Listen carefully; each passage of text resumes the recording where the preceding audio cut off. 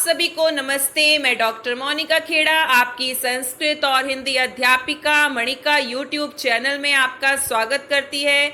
आज हम वाच्य परिवर्तनम की पार्ट 4 वीडियो आपके सामने लेकर आए हैं, जिसमें हम भाववाच्य के नियमों को सीखेंगे और कर्तृवाच्य, कर्मवाच्य और भाववाच्य के धातु रूपों की तालिका को भी हम आपके सामने लेकर आए हैं। जैसे अगर भू धातु है तो भू धातु में कर्तृवाच्य में लट लकार में भवती बनेगा और कर्मवाच्य और भाववाच्य में लट लकार में उसी का भूयते में परिवर्तन हो जाएगा। तो अब हम देखते हैं वाच्य परिवर्तनम, भाववाच्य के नियम और रूपों की तालिका। भाववाच्य परिभाषा है इसकी, जहां क्रिया का संबंध न कर्ता से हो न कर्म से हो अपितु भाव से हो, वहां भाववाच्य होता है। भाववाच्य शब्द से ही पता चल रहा है कि इसका संबंध आपका भाव से होगा। जहां क्रिया का संबंध न कर्ता से हो न कर्म से हो अपितु भाव से हो, वहां भाववाच्य होता है। जब अकर्मक जिसमें कर्म नहीं होता, जब अकर्मक क्रियाओं वाले वाक्यों में कर्ता की प्रधानता ना होकर क्रिया भाव की प्रधानता होती है, अर्थात कर्ता के वचन की क्रिया पर असर नहीं पड़ता, उसे भाववाच्य कहते हैं।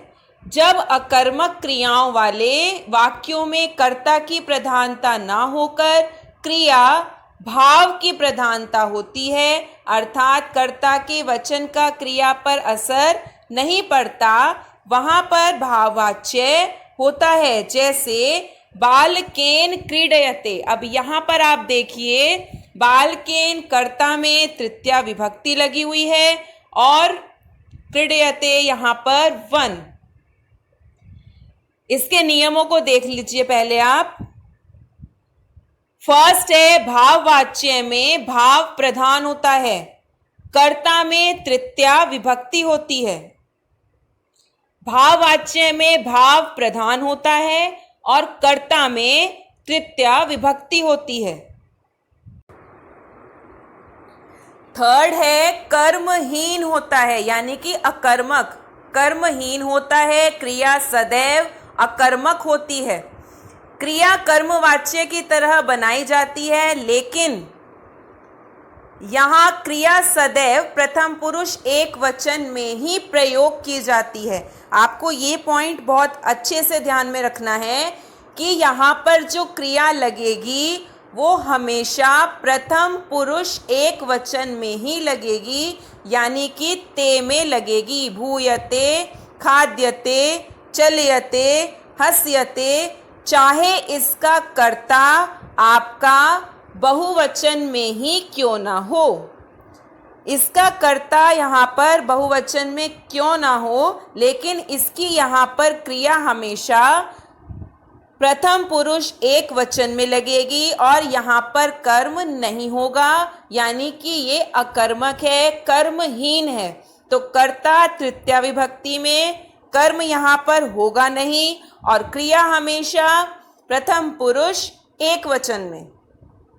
जैसे छात्रेण हस्यते, यहाँ पर तृतीया विभक्ति लगी हुई है और यहाँ पर प्रथम पुरुष एक वचन।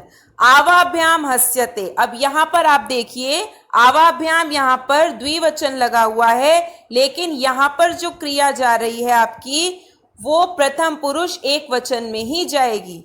आवाभ्याम हस्यते, यहाँ पर हस्येते नहीं होगा।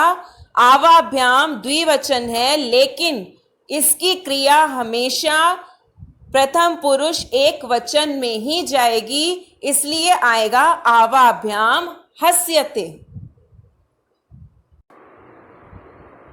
यहाँ पर देखिए आप, जैसे है बालई चिंतयते। अब यहाँ पर बालई जो है वो बहुवचन है, तृतीया विभक्ति का बहुवचन है, लेकिन आप यहाँ पर देख सकते हो कि ये जो चिंतयते है ये प्रथम पुरुष एक वचन ही लगा हुआ है, यानी कि क्रिया हमेशा प्रथम पुरुष एक वचन में ही रहेगी, चाहे उसका कर्ता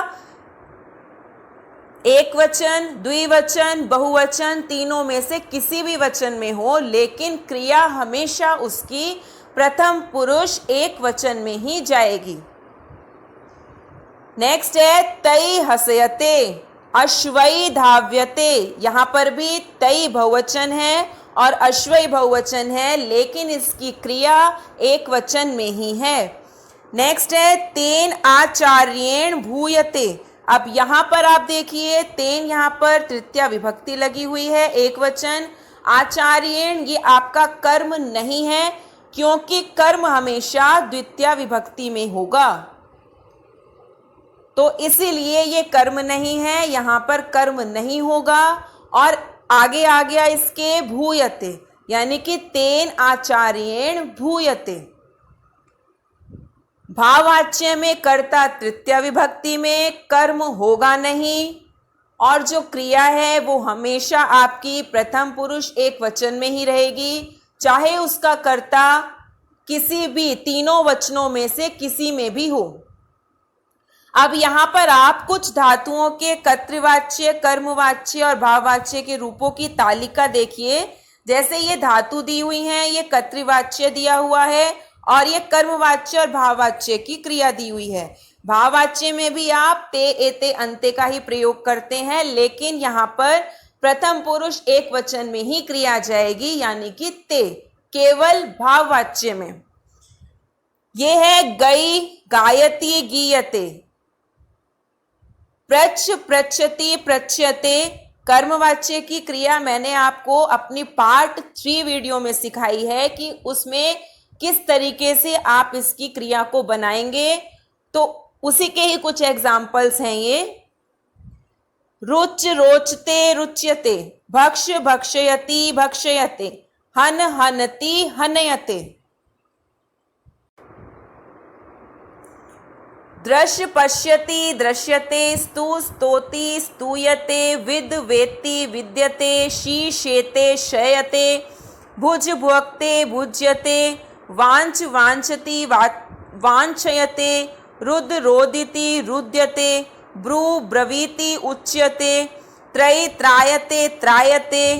त्र, तरति, तीर्यते। शुभ, शोभते, शुभ्यते।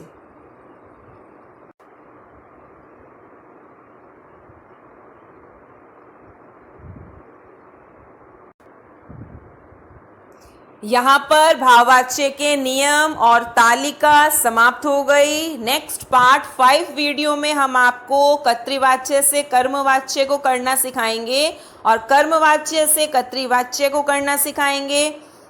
अगर आपको मेरी वीडियो पसंद आई हो तो आप मेरे चैनल को लाइक, सब्सक्राइब, शेयर करना मत भूलें, और वाच्य से संबंधित आपको अगर कोई भी प्रॉब्लम है तो आप मुझसे कमेंट बॉक्स में पूछ सकते हैं। नेक्स्ट वीडियो में हम आपके सामने फिर प्रस्तुत होंगे। तब तक के लिए धन्यवाद।